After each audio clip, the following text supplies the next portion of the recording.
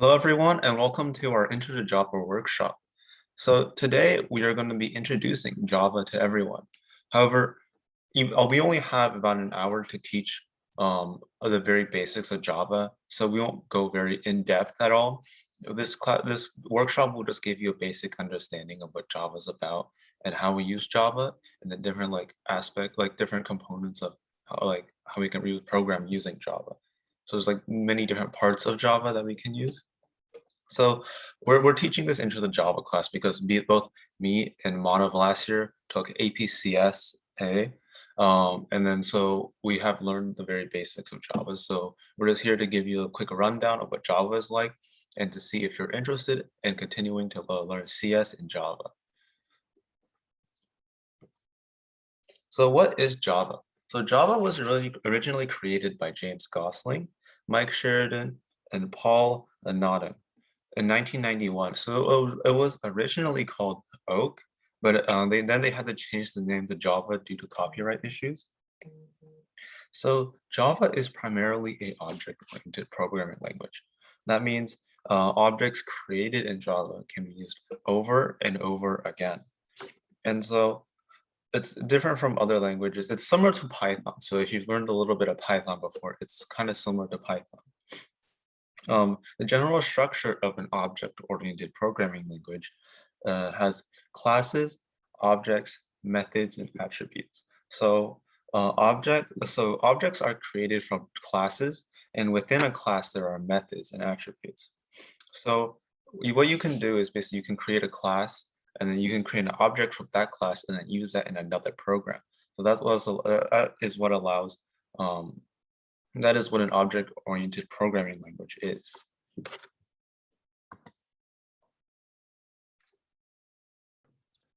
So many projects and companies use Java. For example, companies such as Uber, Google, Netflix, Spotify, and Amazon use Java to build their applications and for parts of their backend development. Many games also use Java, such as Minecraft, where certain parts were built using Java. Some NASA projects, such as the Maestro Mars rover controller and the Java FX Deep Space Trajectory Explorer, were also built with Java, showing how useful it is and showing how important it is to learn it.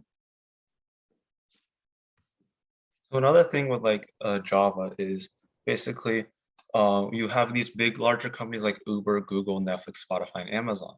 So Java is typically used for larger scale applications for corporate environments, which allows people to work together a lot easier because you can take someone else's object and implement it into your own work. And Java is considered one of the easier languages to learn. It's more beginner friendly, just like Python. And the general structure of a program. So you have to start out with a class. You have to declare a class name. So basically you have class and then your class title. And then when you're writing Java, you have to remember that you have to use curly brackets, otherwise your program won't run. And then within your class, you have your main method, which is created using public static void main, and you have string args. And then remember, you have to keep your curly brackets. And then we have a very simple statement within our main method, which is system.out.println, and then we have it printing hello world. So the basic statements of Java, which we usually learn first, are system.out.println and then system.out.print. So the difference between these two is basically when you have system.out.println, it will print what you want to print and then it'll move to the next line. But if you have system.out.print, it will just stay on the same line.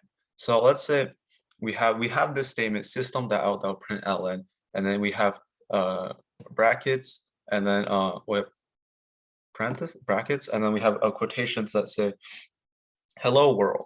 So that what this will do is it will print hello comma world exclamation mark and then move down a line. But then if you only have system.out.print, it will just print hello comma world exclamation mark, and it'll stay on the same line. So if you have another statement after this line, let's say it's system.out.print ln, let's say it prints hello everyone. So if we had the first statement as system.out.print, it would print hello world exclamation mark, and then it will print hello everyone. So these are the two basic statements that we usually use for printing.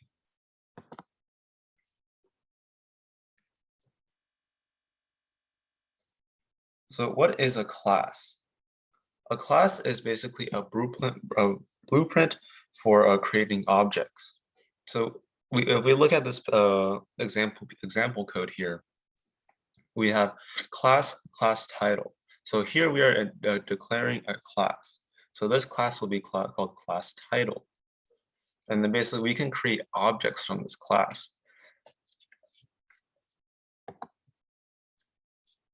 So a method is a block of code that accepts some kind of input, executes some code, and can return some kind of output. The structure of its signature includes its privacy, typically either private or public, where a public method can be accessed by other classes, while a private method can only be accessed from the same class. And you can see that with in the snippet provided, where line 7 shows public static void hello world. So this is a public method, meaning that it can be accessed within the same class as well as other classes. And its return type is void, meaning it doesn't actually return anything. That return type can be changed to something like int or double or string if the method will return some kind of number or some kind of string or something like that. So then when hello world is called within that main method, which is shown in line 4, hello world will be printed because it calls the hello world function, which executes the code within that method. Before we move on from this slide, I was wondering if anyone had any questions. I know we're moving kind of fast, and also this is just a very basic intro to Java. So you don't necessarily have to take notes because you'll probably learn this later on. So this is just giving you a brief idea of like what is part of Java and how do we use, like what are examples of how we use Java. If there aren't any questions, we'll just move on to the next slide.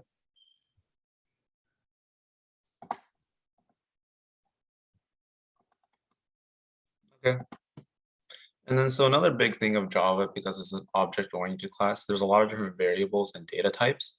So there are 8 main variables, but only the commonly used ones are usually char, int, long, double, and boolean. But I'll go through each and every single one of these.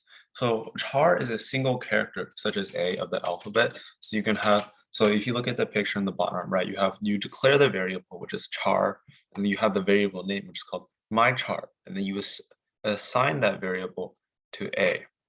So when you assign a variable, when you create a char variable, you don't use quotation marks, but you use apostrophes.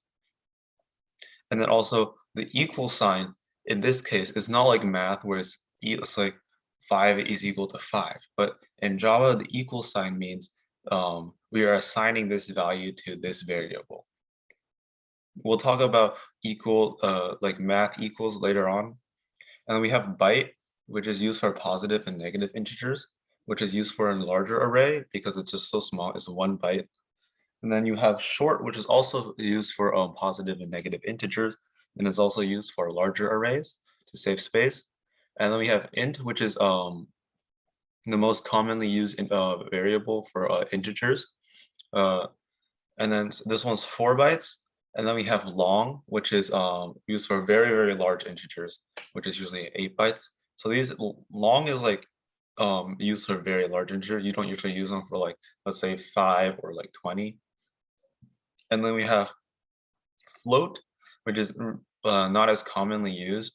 And we use these for fractional numbers, which is similar to double, but double is used for decimal numbers such as 0.5 or like 10.29.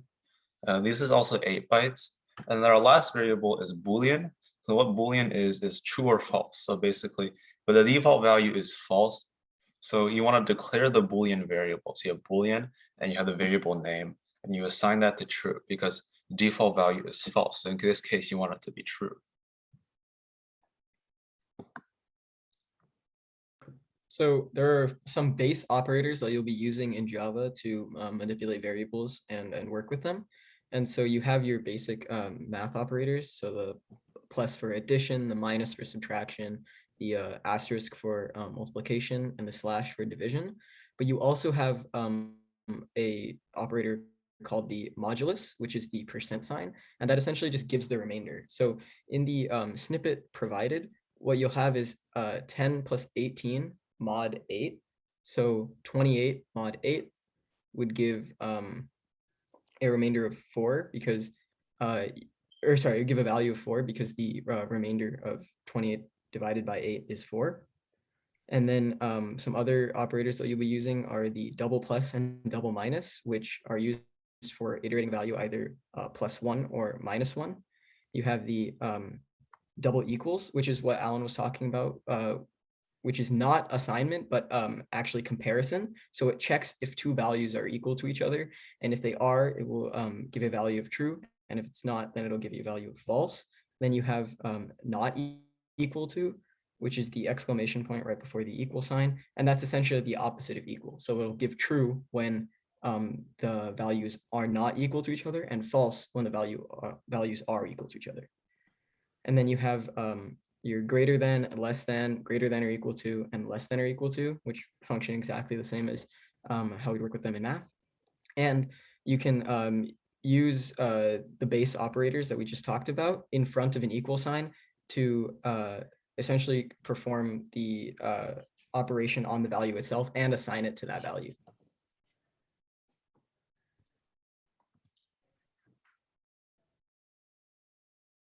Okay, so if-else statements. So if-else statements is also a pretty big part of Java.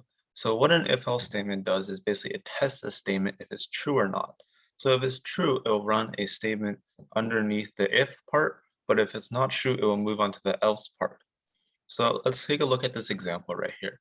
We have declared two variables called number1 and number2. So remember that you have to write int first to declare that this kind of variable, so we know it's an int. And then we assign the number 4 to number 1. And then we also have to remember that you have to use a semicolon at the end of each statement, otherwise it won't run. And then the first, okay, we have if, and then the statement is number 1 is greater than number 2. And then we have a curly bracket because we have the, an if statement also has to have curly brackets. So, and then is this statement true? Number 1 is greater than number 2. So our number 1 is 4 and our number 2 is 8. 4 is not greater than 8. So we'll move on to the else statement, which is system.out.println number 1 is not greater than number 2. So how this works is you test this statement. If it's true, you run number 1 is greater than number 2, but it's not true. So you run number 1 is not greater than number 2. So that's how an if statement works in general. And then you can also have if-else statements. These are a little bit more complicated. So just nested. Basically, you want to test specific scenarios. So an if-else statement right on the screen right now is basically testing one scenario. But if you want to test multiple scenarios, you have to write if-else, and then you test a specific scenario. And else just tests everything else. So another structure that we'll be using in Java is a while loop. And the way the while loop works is that the code inside the while loop block, so in this example, that would be lines 5 and 6, the print statement and the x++, that those lines of code will repeat and repeatedly run while the condition supplied is true. And so the condition supplied in this snippet is x is less than 5, which you can see in line 4. So lines 5 and 6 will repeat until the variable x, or sorry, while the variable x is less than 5. Thus, the code produces the output 0, 1, 2, 3, and 4, each separated by a space.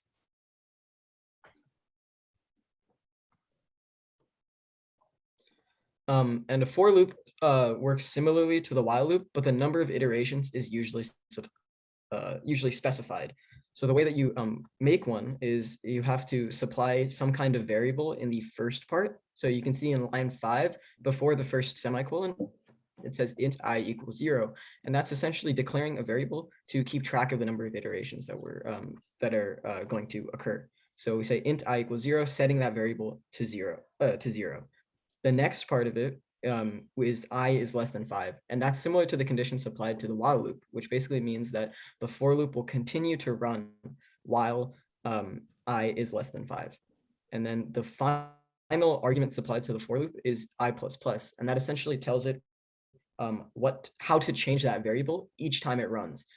So with all of that supplied, what happens is line 6, whatever is in the for loop, will repeat while I is less than 5, and I will also be incremented by 1, which is shown by that final argument, the I++. So the output will be 0, 1, 2, 3, 4. And then we have arrays. Arrays are a pretty big thing in Java because they store different types of data. So an array can be used to store like string variables, characters, numbers, even other objects. So one thing to remember that's important about arrays is the index starts at 0 instead of 1. So instead of having a 1, 2, 3, 4, 5, 6, it's number 0, 1, 2, 3, 4, 5, 6. So if we look at the our example below, we have string cars. So basically this is an array with strings. And then we have Volvo, BMW, Ford, and Mercedes. So the index numbers goes 0, 1, 2, 3. So if you call 0, it would be Volvo, and if you call 3, it'd be Mercedes. And then you also have array of int numbers, which is 10, 20, 30, 40. And so we can also declare different arrays such as objects.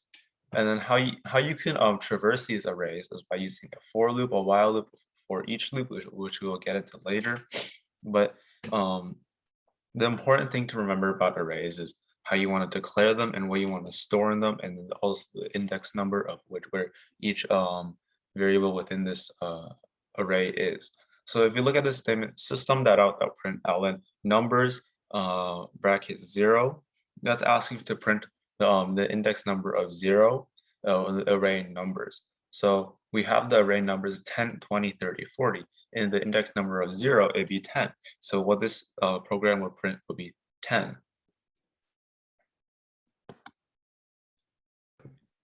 Now, Alan mentioned the for each loop, and it's similar to a for loop, but it iterates through each element of an array or list. In the declaration of a for loop, you must specify the type of the variables that the array contains, then give a variable name that will hold the value of each element in the array. And you can see that in line 4 of the snippet provided, where it says int num : array. And that's the declaration that you must use for a for each loop. And since the array that we're going to be traversing is an integer array, which is shown in line 3, we must specify that our variable is going to be an int of int type. And by specifying it as num, that means that within the for each loop structure, we can access the value at each index of the array with the variable num. And the values of the array will be sequentially copied over to num to be used in each iteration. So the code snippet above, or the code snippet here, will produce the output 1, 2, 3, 4, 5, 6, each separated by space, since those are the numbers contained in the array. And then we have inheritance. Because Java is an object-based programming language, inheritance is a big part. So what inheritance means is basically one class can basically inherit the methods of another class. So the class that is taking methods from, like copying methods from another class, is called a subclass. While the class that is having its methods copied is called a superclass. So it's kind of hard to explain without an example. That's my bad. But the whole point is to minimize like how many classes you want to write. So you can have one class inheriting a subclass inheriting a superclass, and you can save a time by not having to program those methods again. So let's say one of our superclass is called hello world. So what our program does in the superclass is print hello world. And then we have a subclass that inherits the superclass called goodbye world. So when the subclass inherits a superclass, we can use this subclass to also call this method within the superclass. So now this subclass called goodbye world can now print both goodbye world and hello world, which saves a lot of time for programming and makes it more efficient when it's an object-based. And then here is one of our projects that we did during APCS last year. This is basically a guessing game. It looks like a lot of code, but it gets fairly simple because you can see we have a lot of things that we talked about today. We have while loops, we have if else statements, and nested. So basically what this game will do is it initially prints out this program will randomly pick a number for you, and then basically you need to guess. No, it starts out with guess my number in the main menu. So basically it will take user input on what you want to do. So if you want to play the game, you enter 1. You want to print instructions, you enter 2, and you enter 99, you'll quit the game. So that will end the program. So we have a while loop for this because it will keep on going until the person enters a 99. So once you hit, if you hit enter 2, it will go down to public static void print instructions, and it will print all of the instructions on how to play this game. And then finally, if you press 1, it will start playing the game. And when you press 1, it will randomly generate a number, which is the random class, which is you will import into that because it's already part of Java. We haven't gone over random because we don't. It's a little bit more complicated, but this is just an example of what you can do with Java. So you can just you can also change the range of the numbers that are created. So you could have like the range from 1 to 1 million, and you could just play the guessing game with computer. And then, so what it does test is basically if it uses if statements to test, is your number that you inputted that you guessed larger, greater, or less than the number that the program randomly generated. And it'll help guide you there. And then basically once you guess it, it will tell you you've guessed it, and then asks if you want to play again. So that's what a while loop does. So it just keeps on going until you no longer want to play anymore. And finally, we're getting to the end of this. So we have provided, last year we used a Java IDE called JGrasp to do all our programming. So if you want to download JGrasp and start trying out Java for yourself and like learning a little bit more, you can just search up JGrasp online, and you can just download the latest version of JGrasp, which will allow you to try many different programs, which is what we did last year. It might not be the best Java IDE, but it's good for beginners because it helps you know what's going wrong and helps you autocorrect stuff. And that's about it. So we have a little bit of time for questions. If there's any questions in general, but also we can answer APCS questions if necessary, because I'm assuming most people will take that in high school.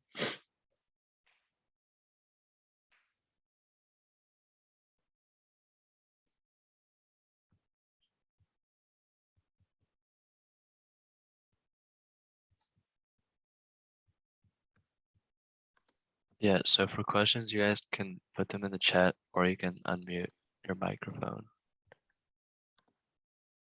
Yeah.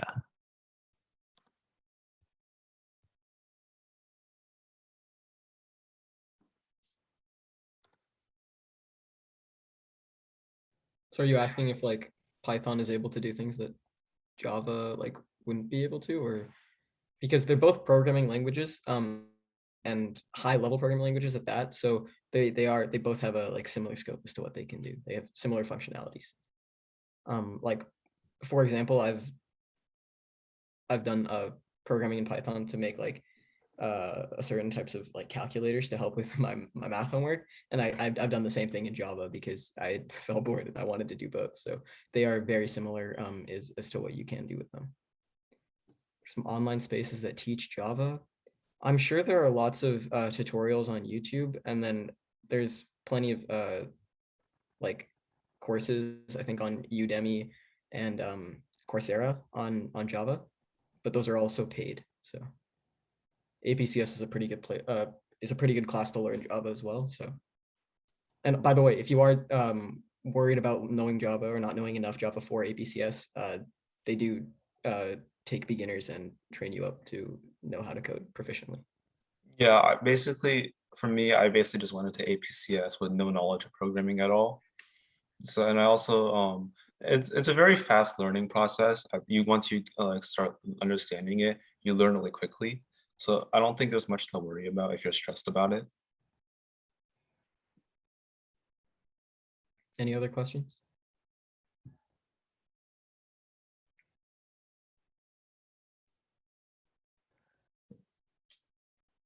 I know we have a couple of older people in here who are going to see us in college. I think could possibly explain how APCS is different from like college programming, if like experience that. Because I personally felt like APCS was definitely a little bit very different from normal programming. It's like in terms of its approach and like what you want to do with it.